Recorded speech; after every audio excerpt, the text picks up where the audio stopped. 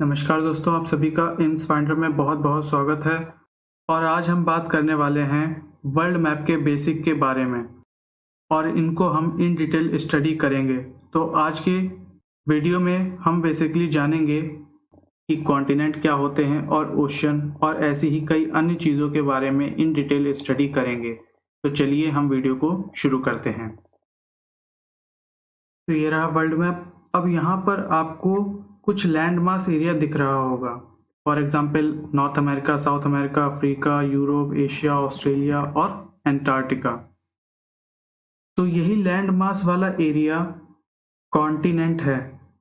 सो हमारे वर्ल्ड में कितने कॉन्टिनेंट हैं? तो इसका आंसर है 7। अब हम इनको एरिया वाइज अरेंज करके देखते हैं कि सबसे बड़ा कॉन्टिनेंट कौन सा है और सबसे छोटा कॉन्टिनेंट कौन सा है। तो यहाँ पे फर्स्ट नंबर आता है हमारा एशिया का, और सेकंड नंबर पे आता है हमारा अफ्रीका, और थर्ड नंबर पे आता है हमारा नॉर्थ अमेरिका, और फोर्थ नंबर पे आता है हमारा साउथ अमेरिका, और फिफ्थ नंबर पे आता है हमारा यहाँ पे एंटार्क्टिका, और सिक्स्थ नंबर पे आता है हमारा यूरोप, और सेवन्थ नंबर पे आता है हमारा ऑस्ट्रेलिया। तो ये रहा अरेंजमेंट एरिया वाइज कॉन्टिनेंट्स का। सो आई होप आप लोग समझ गए होंगे। अब हम लोग बात करते हैं पॉपुलेशन वाइज, मींस जनसंख्या के आधार पर कौन सा कॉन्टिनेंट सबसे ज़्यादा जनसंख्या वाला है और कौन सा सबसे कम जनसंख्या वाला कॉन्टिनेंट है। तो यहाँ पर फर्स्ट नंबर पे आता है हमारा एशिया, सेकंड नंबर पे आता है हमारा यहाँ पे अफ्रीका, और थर्ड नंबर पे यहाँ पे आता है यूरोप। क्योंकि यूरोप में पॉपुलेशन डेंसिटी ज़्यादा है, इसीलिए थर्ड नंबर पे यूरोप आता है। और इसके बाद नॉर्थ अमेरिका, और फिर साउथ अमेरिका, और उसके बाद में ऑस्ट्रेलिया, और उसके बाद में एंटार्क्टिका। तो अगर हम लोग जनसंख्या के आधार पे इन कॉन्टिनेंट्स को देखते हैं तो ये रहा उनका अरेंजमेंट। सो आई होप आप लोग इसे भी समझ गए होंगे। तो अब हम लोग बात करते हैं ओशन के बारे में, मीन्स महासागर। एक होता है सागर जिसको हम लोग कहते हैं सी, और एक होता है महासागर जिसको हम लोग कहते हैं ओशियंस। सो हमारे वर्ल्ड में कितने ओशंस हैं? तो इसका आंसर है 5।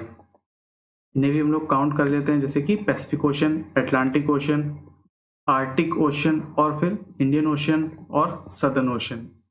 अब इसमें भी हमें देखना है कि सबसे बड़ा और सबसे छोटा ओशन कौन सा है। अब जब मैं कहता हूं कि सबसे बड़ा ओशियन, तो उसके अंदर कौन कौन से पैरामीटर आ जाते हैं। तो मतलब ये है कि कौन कौन से ऐसे पैरामीटर हैं जिनके बेसिस पे हम ये कह सकते हैं कि ये ओशियन सबसे बड़े या सबसे छोटे हैं। तो सबसे पहले आता है एरिया, कि वो कितने किलोमीटर में फैला हुआ है। उसके बाद में आता है वॉल्यूम, कि उस ओशियन के अंदर कितना पानी है। और उसके बाद आता है डेप्थ, कि वह कितना गहरा है। तो इन 3 चीज़ों के आधार पर हम कह सकते हैं कि कौन सा ओशियन बड़ा है और कौन सा ओशियन छोटा है।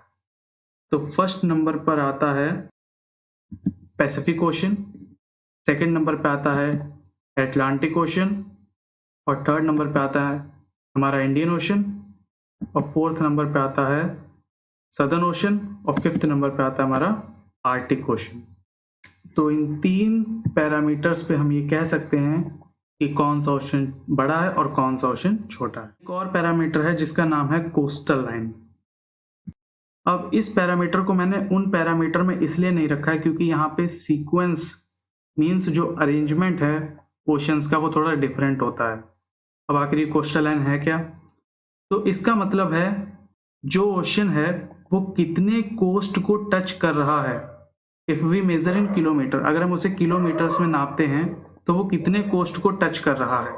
तो इसके आधार पर सबसे बड़ा और सबसे छोटा ओशन कौन सा है, तो इसमें फर्स्ट नंबर आता है पैसिफिक ओशन का, सेकंड पे आता है अटलांटिक ओशन, और थर्ड पे आता है हमारा इंडियन ओशन, और फोर्थ नंबर पे आता है हमारा यहाँ पे आर्कटिक ओशन, और फिफ्थ नंबर पे आता है हमारा सदर्न ओशन।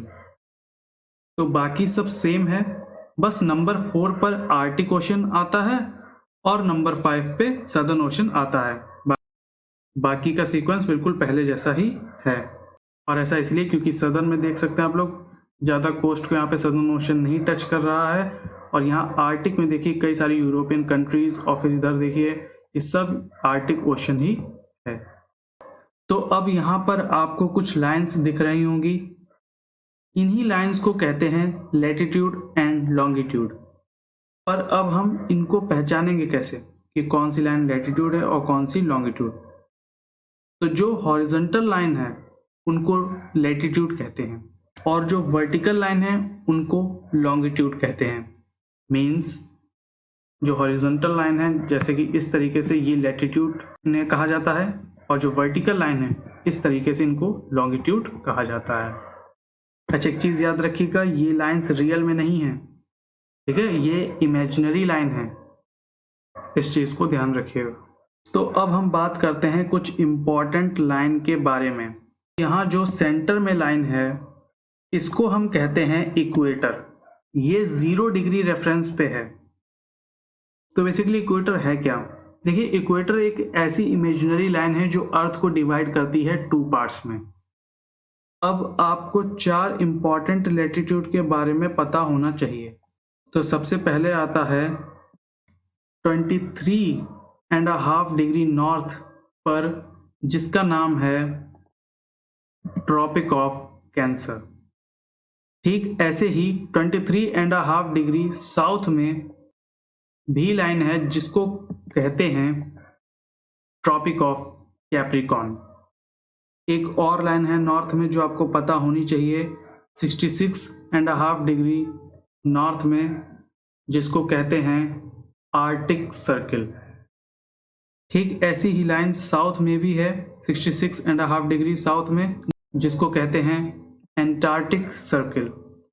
तो इन लाइन से कई सारे क्वेश्चन बनते हैं, जैसे कि अभी मैं आपको एक एग्जांपल देके बताता हूं।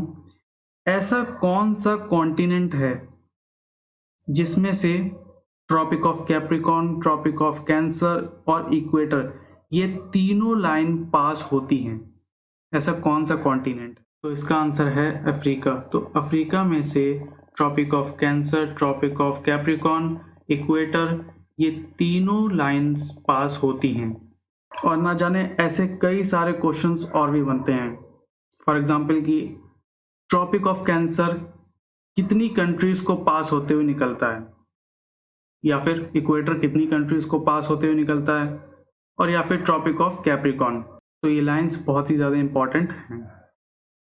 अब हम आते हैं एक और 0 डिग्री रेफरेंस पे वर्टिकल, जो पूरे अर्थ को वेस्टर्न और ईस्टर्न हेमिस्फेयर में डिवाइड करता है। अगर हम north pole and south pole इन दोनों को जोड़ते हुए एक इमेजिनरी लाइन हम बनाते हैं, उसको हम कहते हैं प्राइम मेरिडियन।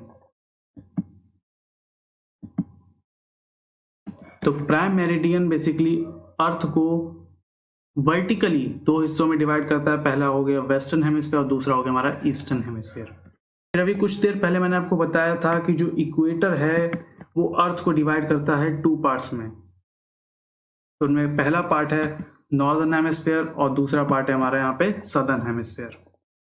तो ध्यान रखिएगा कि जो इक्वेटर है वो डिवाइड करता है नॉर्दर्न हेमिस्फेयर और सदर्न हेमिस्फेयर में, और प्राइम मेरिडियन डिवाइड करता है अर्थ को वेस्टर्न हेमिस्फेयर और ईस्टर्न हेमिस्फेयर में। अब मैं आपको कुछ ऐसे पॉपुलर रीजन के बारे में बताऊंगा जिनके बारे में आपको पता होना ही चाहिए। अब देखिए, आपके मन में यहाँ पे एक सवाल आता होगा कि यूरोप एंड एशिया के बीच में डिफरेंशिएट कैसे करें, क्योंकि इसलिए करना और इम्पॉसिबल हो जाता है क्योंकि Europe and Asia same tectonic plate पर पड़ते हैं और इन दोनों के बीच में वाटर बॉडी भी नहीं है जिससे हम इन्हें डिफरेंशिएट कर पाएं।